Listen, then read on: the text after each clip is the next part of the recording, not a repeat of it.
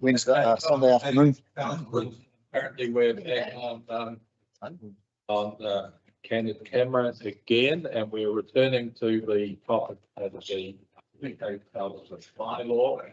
Everybody has been given, I believe, a new version of the bylaw. Well, if we agree to it, it will be bylaw. And Janice, could I just ask you to tell us what the differences are in reading? Well, if you turn to the first page, it now says type of commencement and revocation, and there is a third bullet here to say this bylaw is revoked on the 30th of November 2027. So that's the hard lock-in of the 24-month period. And then in section 3, purpose of this bylaw is to restrict motor vehicle access on the Cape Palliser ULR identified by cadastral survey. So we've taken reference to the map out of here. We've also removed the map from the document.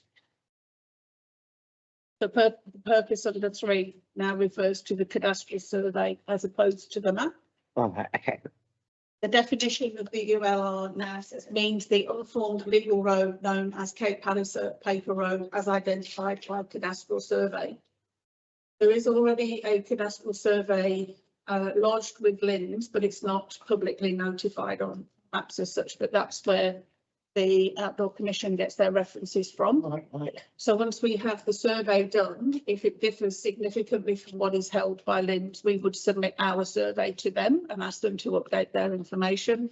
Otherwise, if the two things are the same, then we can rely on that information. And the review paragraph has been removed. I think that is it. Thank you very much. So what we will do, instead of the fact that we're looking at a substantially different bylaw, is to pretend none of us have spoken before and we'll start at the beginning. And Elizabeth. Thank you, Janice, for the work that you and your team have done to make these amendments, and to my mind, bring them closer to what I had in mind from our deliberations. There was some discussion during deliberations around the 2 years, and that if in fact the survey, the definition, and the work with stakeholder and community groups ran ahead of schedule, and certainly to a timeline that I think many of us would hope, that there was the ability for the enforcement of the bylaw to drop away before the 2 years. Are we confident that that is still possible, that despite the fact there's a hard end, council can simply, if all things are in place as we would want, that council can stop the enforcement of the restriction of vehicles? Through the chair, I think at that point, if everything was completed and in the state that we, as identified at this table, we would run through a short consultation process to revoke the bylaw at that point. Okay, so there's still the ability to revoke if things move faster than intended, then we could run a short consultation to revoke early, if that was the case. Okay. Thanks, Melissa. Hey. Thanks for that. And thanks for doing that work to dig and find truth. I'm just, I suppose, confused and worried that even to revoke the bylaw earlier, there's still going to be a consultation process and work on council staff. Is to go through that process. Is there not a better process or an easier or a cheaper way to do it by just publicising the fact and unlocking the gate? I would cross that bridge when that arrives, to be fair, and that's not a decision that I'm to take today. We would have to check out the legal ramifications of that, and that's not something that we've discussed with the lawyers. Because I think, and while everyone is still talking about 24 months, 2 years, I've still got concerns, and I don't want ratepayers to be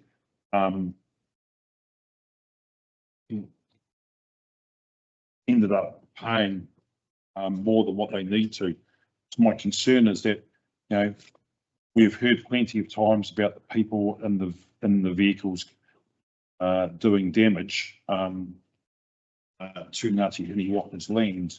However, and while some people will respect the purpose and the goal of the bylaw to restrict access, there are parts of our community who are just adamant, and no doubt they're the ones that didn't come to provide submissions to us, who will be adamant that they want to get through. And there will be people in our community who will want to get access and will do whatever damage to try and cut the gates.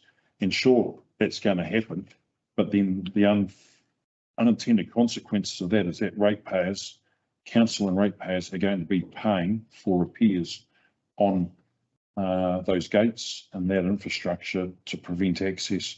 And it's a 24-month or whatever period of time, those guys, people, in my view, will continue to try and get through, will cause damage. Council staff will be out there repairing it at a cost to ratepayers. And I'm just feeling that we're up for costs. If we allow quads and side-by-sides to go through, well, then people will start to self-police it. If they see people creating damage or causing issues, they'll report it. And the community will be looking after that area of land and keeping an eye on things themselves, and policing it will be community-based solution rather than having to rely on council staff or breaching the bylaw. What's the fine for breaching the bylaw? Was it $750? And it cost council a hell of a lot more to take through the thoughts. Thanks. Thanks, Aidan. But I thank you so much for coming back, for addressing some of the concerns that were raised this morning and bringing back a paper that actually has taken into consideration a lot of what was raised. Well, I understand what Councillor Elam's is his concerns. I have a little bit more faith in those that have been on quad bikes and side-by-sides that they won't do the damage and cut the gate and that now that there is that oversight that is coming from the whole community, their understanding of the work and that has been done. Now that we have the whole community with their eyes there, I think that there is actually more of an opportunity to be able to ensure that people are, we've got amazing communities, and I believe our communities will look after our communities. That's what we've done always. And so, it's about how we go into this, and I think it's really important to say as well that when I've been looking at this, I've also been looking at the fact that while you're saying that this is being done to protect Ngāti Hiniwaka land, you have to remember that a lot of that damage has been done to the paper road. So it's not just Ngāti Hiniwaka land, and it is the paper road that the council is here to discuss, that the council is looking at protecting, and to be able to just get the work done to put to define that route, to get the signs up, to get the fencing done, and things. The reason we've come back with what your original concerns were with regards to it being 2 years, you'd originally said 12 months. They're saying that if it can be done earlier than that it will come back, and still you're not 100% sure. But I feel really confident about this. The fact that just while this is being done, while that bylaw is being, this bylaw is just putting in place something so we can ensure we're looking after our community. And that is what we do as councillors. That is who we always should be bearing in mind. And that's the whole community. And I think that that's what we're doing. So I really appreciate the work that you've done this morning on this. And so, yeah, I'll be looking at putting this through. I wonder if I could just seek Melissa's viewpoint.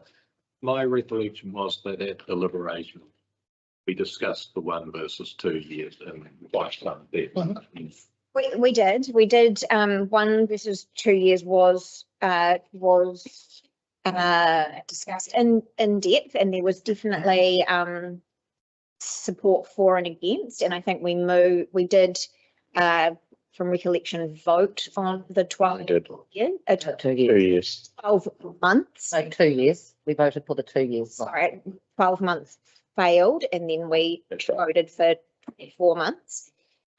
So we have had this conversation, and we did under staff advice, the 24 months. Staff felt that 12 months was too tight, particularly for the community stakeholder group to gather and be effective. So we have. Did you have something else? I did.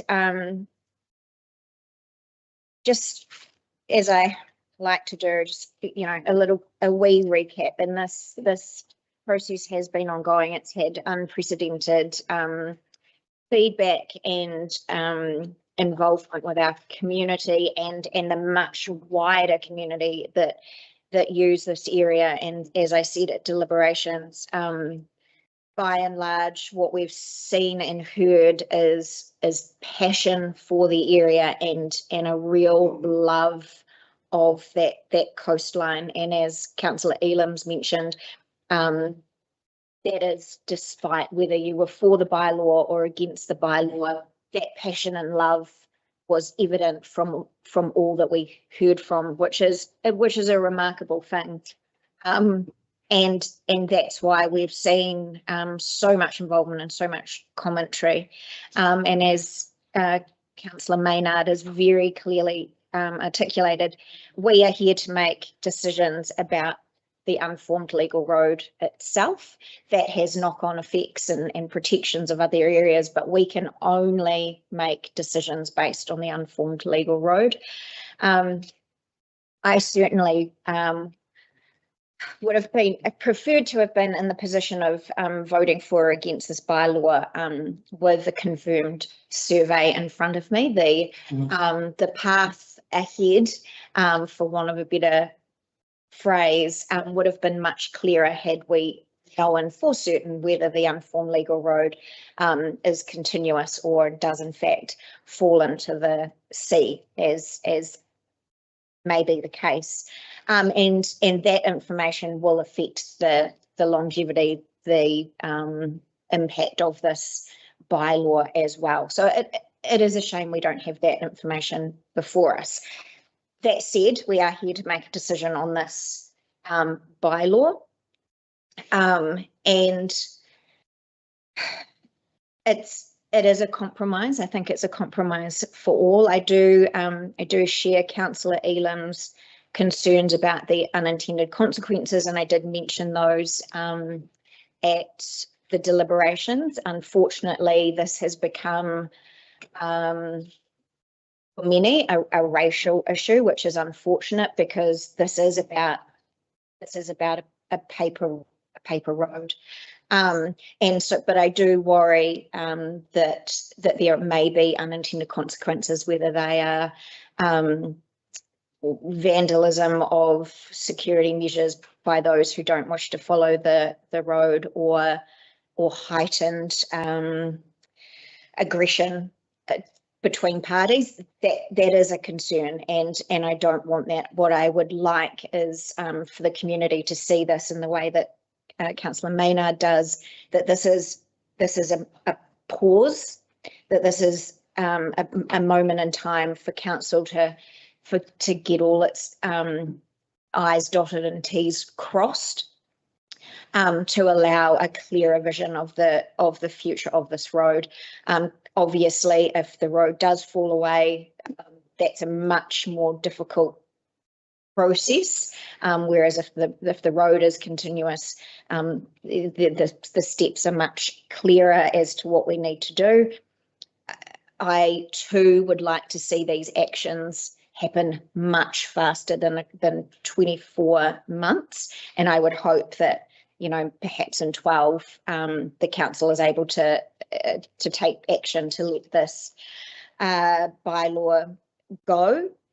Unfortunately, in this moment, we have work to do to figure out the survey and to define the road so that people are using the road and only the road to access the areas that they are allowed to, and not access those that are private property. And so I support a pause, and I feel much more comfortable now that it has a definitive end date, and that there is several pathways that can be taken to reduce that pause in best case scenario. Thanks very much, Ross. Okay. Yes, I just like to say, I appreciate the changes that have been made, and I think that the concerns as far as one can in the complexity of the situation. And I understand that in the modern era, surveys which have already been commissioned don't actually take much time any longer. So probably very quickly that issue is sorted. So it's said end of this month, the surveys are going to be on site down there. That's good. Yeah, no, thanks, Melissa. And we did debate this at length during the deliberation period. And I do thank Jess for putting a fine line date at the end of this particular bylaw. You know, I see this as an interim measure, effectively, to solve a long outstanding issue, because I believe at the end of the day, with a stakeholder engagement group, is that we will come up with some acceptable solutions.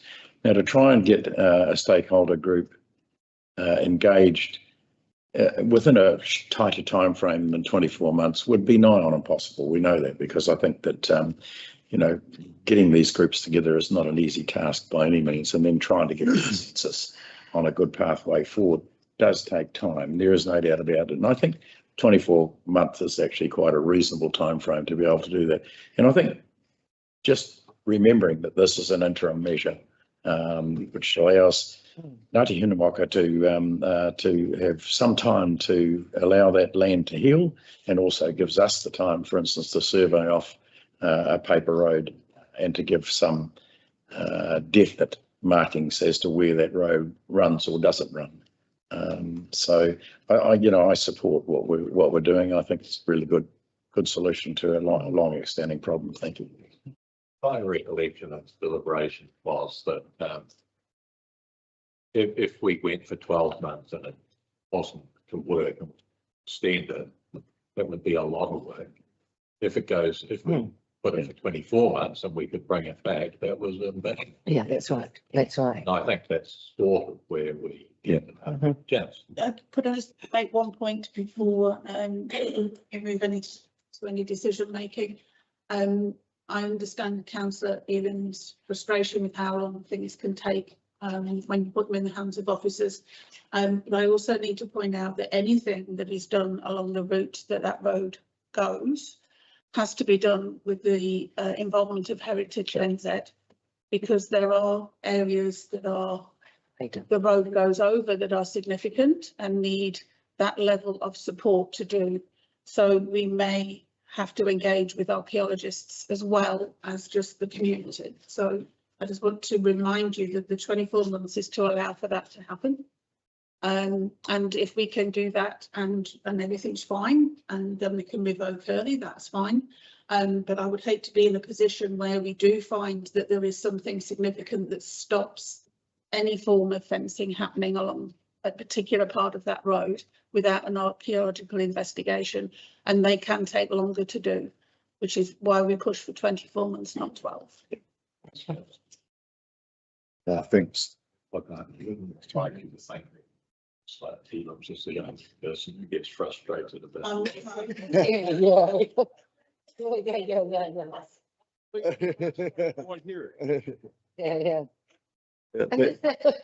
Thanks, Chair. You were best, the only person who got frustrated about how long Yes. things take. And I just wanted to say, you are not on your own. No, there is, my grandmother who used to say, act in haste and repent leisure. Yeah. Anyway, what do you, over to you?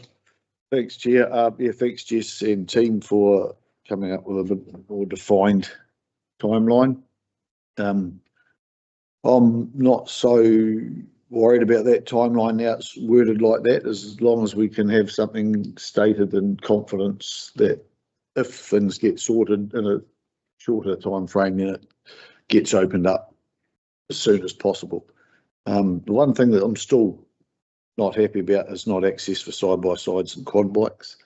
I think it's discriminatory to a lot of the public that use that area.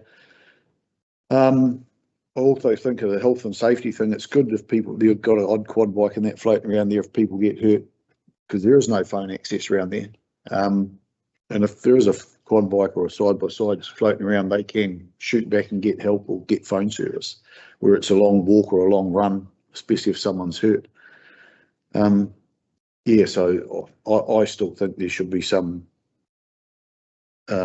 dedication there to letting access so everybody can use that coastline, whether they're slightly less mobile. And therefore emergencies and. Yeah, but I'm talking like you can get an emergency, but if someone doesn't get back to notify people, Martin, I'm just saying if there's a quad bike happens to be down there diving and someone gets hurt, they can let them know they've got someone will be floating around, you know, because there's generally is something like that at most times of the year. Not all the time, but it would be helpful just to rush back and get help, because if you're around there walking and someone gets hurt or becomes ill, it's a long way back to phone service. And I just think for the discrimination against people that aren't as mobile as some of us, and people that have little kids that want to go around and have a look or play on the coastline around there, I just think that's a good option. Right, I think. Can I just make one statement? I'm just, I've now, because of obviously I've only just finished flicking my eyes through as we've been going through and reading the updated bylaw, and I just do note, I can't see anything here that says about if, you know, when the work is done, that it could be moved forward. So I'm just wondering, is that in here anywhere? So it doesn't say that anywhere that it could be less than 24 months. No. And the reason? That's one of the things that we've just been discussing, is just so it's just that we know that that's going to happen if the May's done earlier. Through the chair, obviously, one of the requirements is that we form the community liaison group and we work through things. So the outcome of that will guide us as to whether there is a faster approach to revocation, but it wouldn't be part of this. The actual bylaw itself revokes on the 30th of November 2027. Still in specifics. The best we could do if we desperately wanted the earlier revocation noted would be to put it in a recommendation outside, obviously sitting outside of the bylaw. It'd just be one of the. So that would just be separate from this. It's just, we've had a lot of discussion about that today, so I almost felt like it would be in here, but you're saying it doesn't. You could do a recommendation that said something along the lines of council requests that if all matters are satisfactorily cleared prior to 30 November 2027, that officers move to make an earlier revocation of the bylaw. We could even just amend recommendation 3. I mean, it's on 1 November 25, that it can be voted earlier than 27. All conditions are met. So we may do that. Okay, so I've just word from the side that where recommendation says approve the bylaw to come into force on 1 November, that needs to be 1 December. I think that, and I think the previous recommendation has to be amended to adopt the Cape Palliser road access bylaw as amended. As per amended attachment. Well, We replace the attachment thing on. It gets loaded on the list. Replace it with the new one. Yes, it will be loaded on the website. yeah, but that's, yeah. I think it's clear as amended. That's what I want to say. Thank you. So I think we've got 2, 3, and the last bit about organising, that should have been the recommendation 2. But we'll number that as 5, and recommendation 4 will be the noting recommendation of bylaw. I think we can probably say note that it can be revoked earlier if all conditions are met. So we'll start with recommendation 2, adopt the Cape Palliser Road access bylaw as amended at the meeting. I will move that. Do I have a second, please? I do. Thank you, Gay. Does anybody want to have further discussion? In that case, I'll put it. All in favour, please say aye. Aye. Against? No. Against, you wish to be noted? Yes, please. You are against? Abstain. Abstain. Abstain. Yeah. So 2 against, 1 abstain. Thank you. Recommendation 3, approve the bylaw to come into force on 1 December 2025. All in favour, please say aye. Aye. Abstaining, 1 against. Aye. 2. Would you like it to come into force, guys? Either. There was your chance to say 2050. Number 4, note that the bylaw can be revoked early if the conditions are suitable. I'll move that. Do I have a second? Thank you, Melissa. All in favour, please say aye. Aye. Against, abstaining, thank you. And now number 5, you keep me out. Authorise the CE to make any minor editorial changes to the above document. I think we'll change above document to the bylaw if required. I'll move that. We have seconds of it. Thank you. All in favour. Can you read that? Sorry, no, what was that again? Sorry.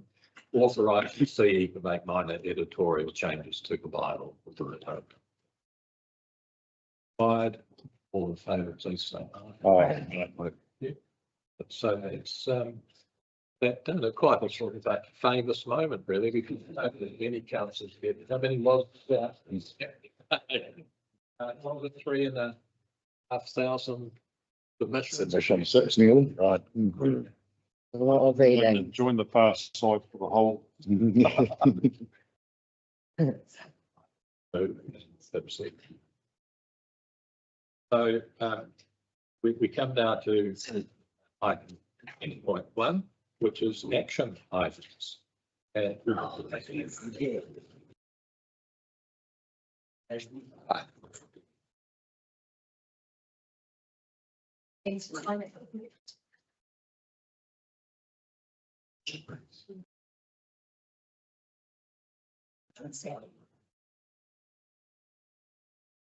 You all caught up with the agenda reading?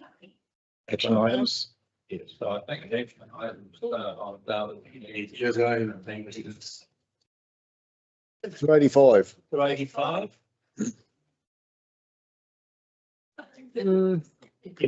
Yes, indeed. Yeah. So,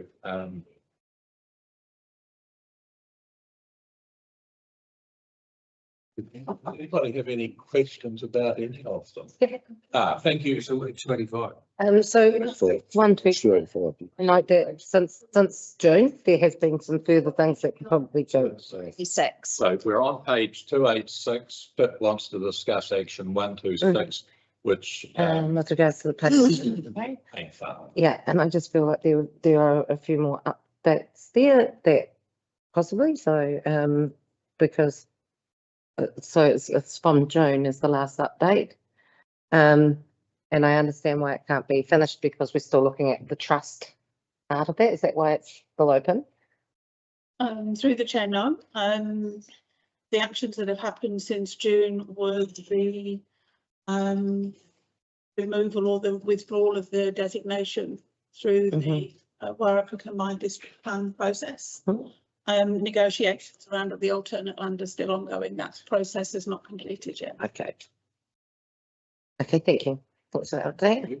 So if we move through, the next one involves trial variables. Is any there? Then we come to water services delivery plan. I don't know if we need that any longer, do we? Sections. They fall off at the knees. Okay. That one's been done That has today. been done, yeah. Yeah. And that's the next one. Yeah. And the next one, and the next one, and the next open one after that, in the name of councillor Pitt, is to do with the shareholders agreement. But I suspect that's probably wrapping up too. Where's that? What? That's on page 1289. Both of those. Yeah. Fine, because it's the next step, isn't it? Oh, person, that's the- Been prepared and the Brimble went to council, so both of those, DC 202535 and 202536 were completed today.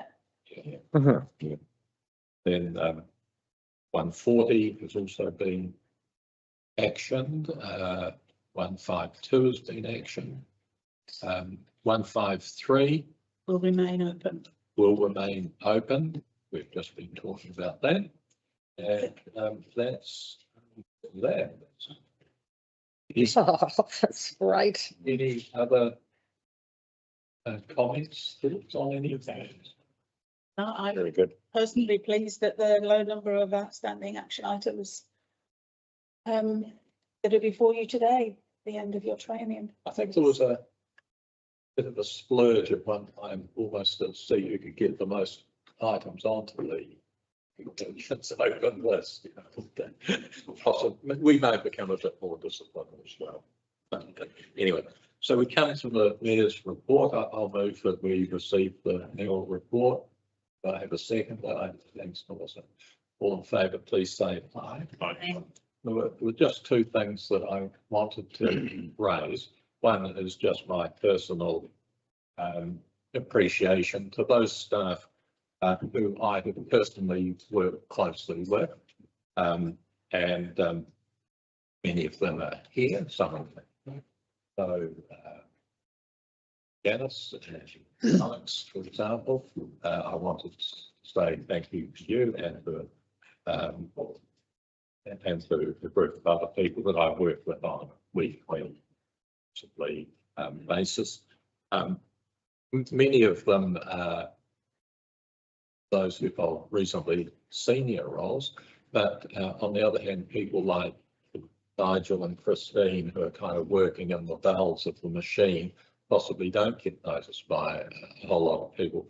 But I do have to say that I think for a very, very long time, you know, Christine really does hold kind of quite a 10 out of 10 person for welcoming, dealing with people. And Nigel is another of those people who flies under the radar, really. A lot of people in here might not see him so much, but a lot of people out there do. He's got such a lovely way with people that, you know, even if they're sitting there thinking civil defence is pretty boring, but, you know, if it's Nigel talking to me, I'm going to pay attention. So he has been really valuable.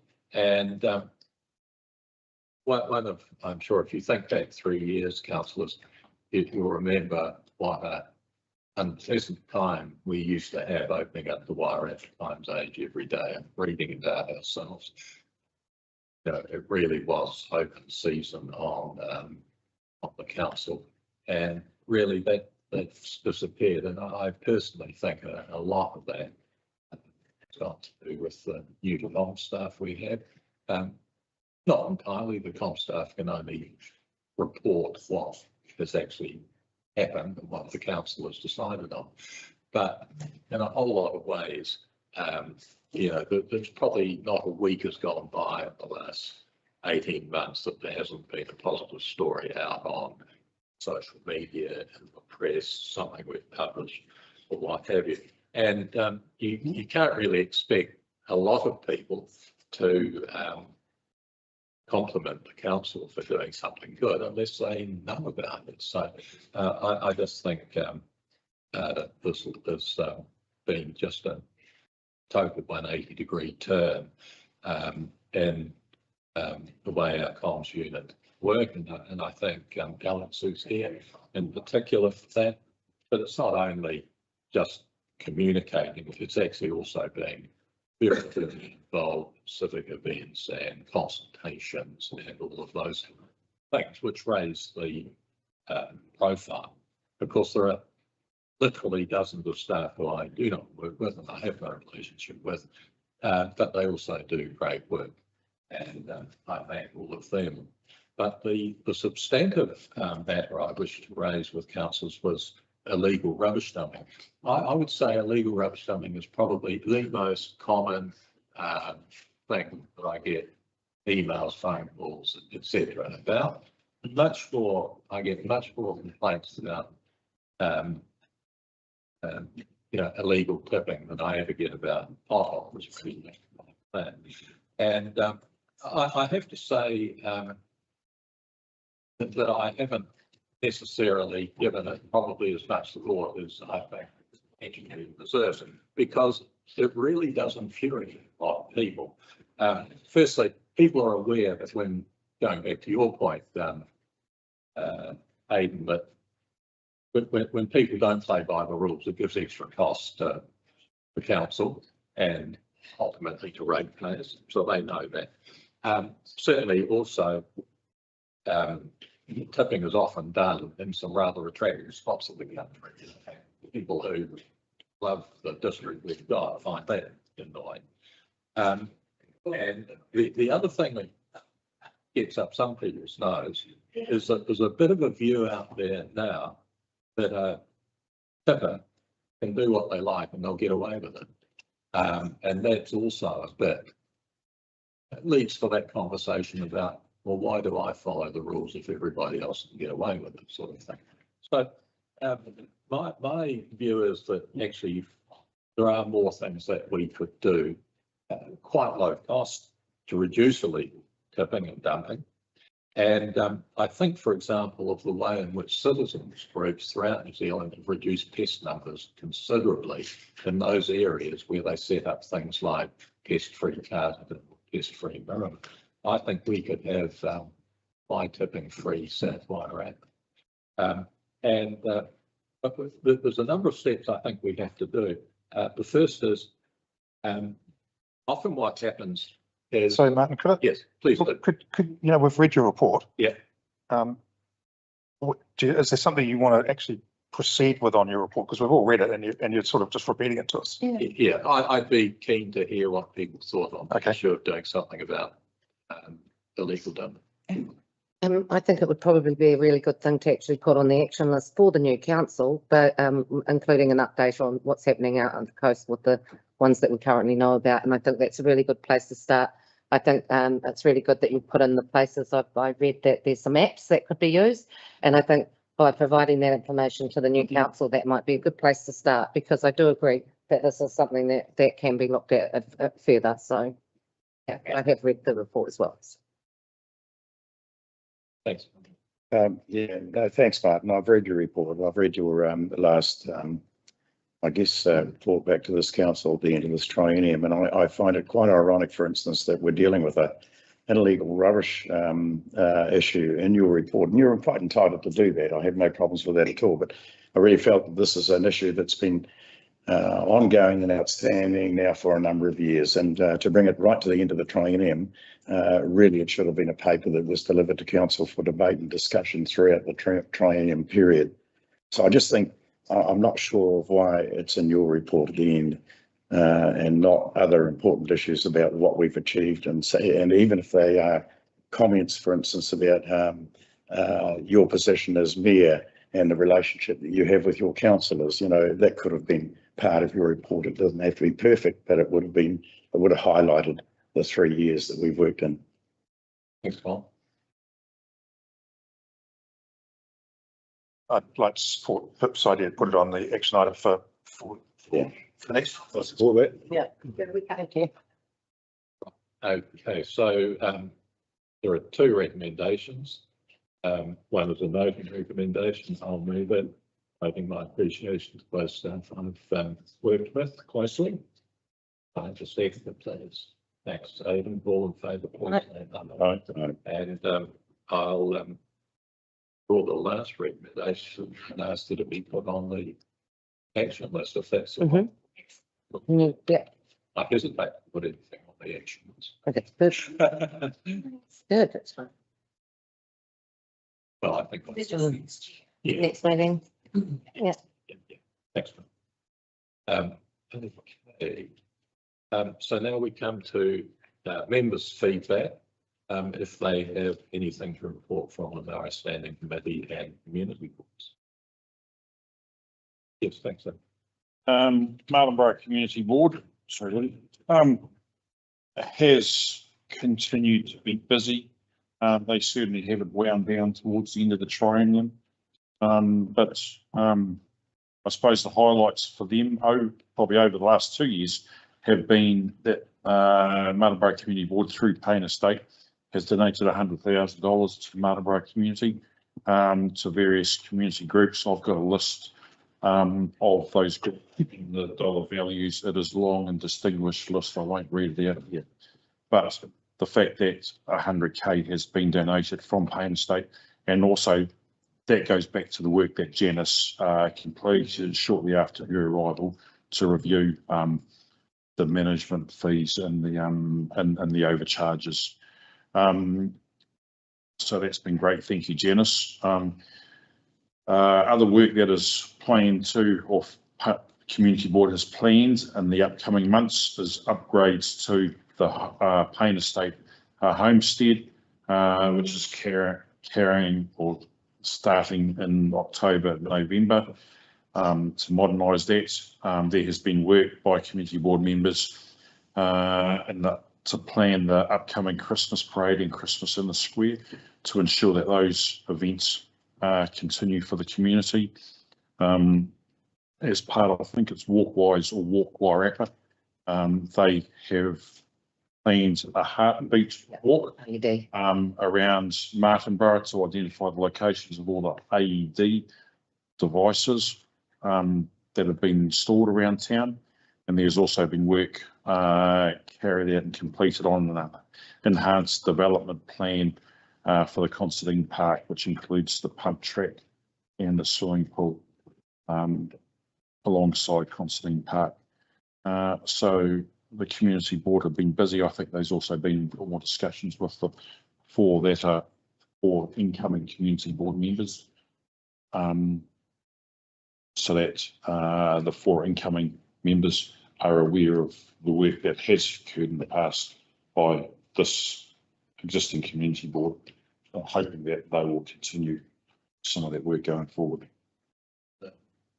Very impressive achievement. Well, we've got an impressive Community Board here in Martinborough. Yeah, and the acknowledgement as well to the fantastic the award that they were actually acknowledged at a national level as well.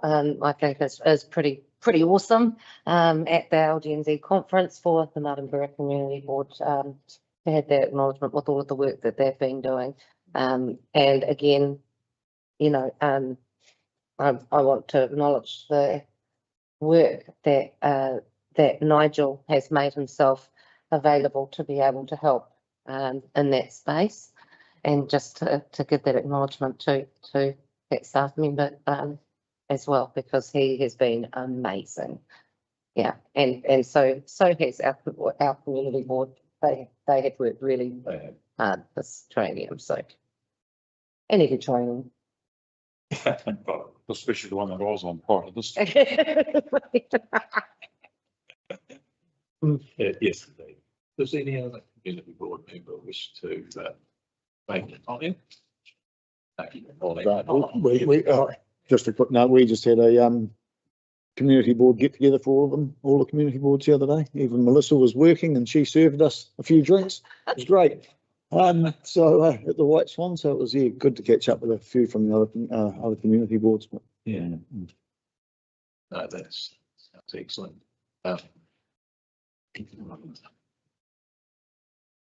So that brings us to the end of the public meeting, and we're now going to move into, well, if people agree, we're going to move into public excluded business. And so we have a recommendation. I'm on page 298 that we that the public be excluded for the following parts of the meeting, and